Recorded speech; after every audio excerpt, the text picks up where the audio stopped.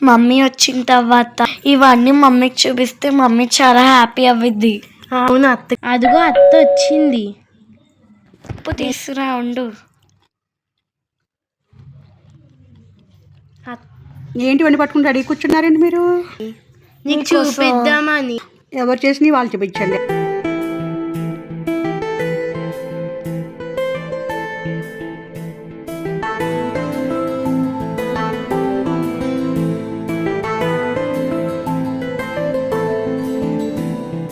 అదివాణి అంతరంగ మెరుగదు ఈ లోకం, నీకు నువ్వే కనుగొనాలి స్వేచ్ఛా విహంగం.